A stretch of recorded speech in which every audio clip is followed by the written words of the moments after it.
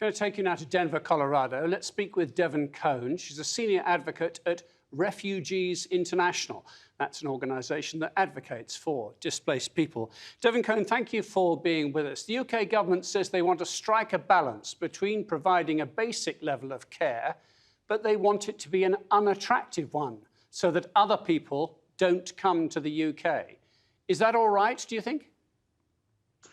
I mean, it's not all right, but it's certainly a method they're trying to use that they hope will be successful. But honestly, what we've seen is that that kind of behavior is not successful. Those kinds of policies that make that try to engage in deterrence and try to deter migrants and asylum seekers from coming just don't work. I mean, some of these harsh policies have resulted in a little bit of decrease of asylum seekers and migration, but very little. It's not significant. And so, it's one thing if they're an okay policy. It's another thing if they don't even work at all. So I think that it's not in anyone's best interest.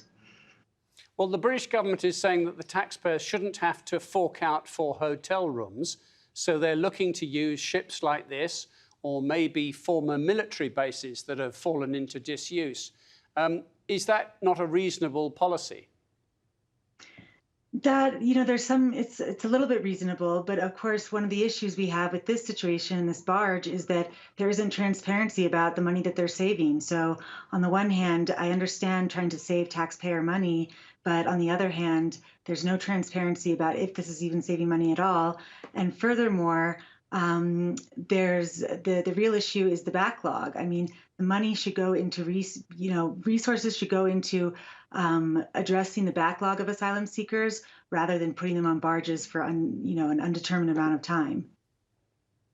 But how would you go about trying to sort out the backlog that is, about a year deep at the moment? Well, again, putting resources to that backlog, hiring and training asylum officers and people that adjudicate the cases. That's really the biggest thing that needs to happen. I mean, again, conservative politicians don't want to put resources to that issue because it is seen as putting resources towards asylum seekers and towards the issue, and they don't want to do that. But that's really what has to happen for the backlog to be reduced, for people to not have to stay in hotels or barges in the first place. Devon Cone of Refugees International, thank you very much.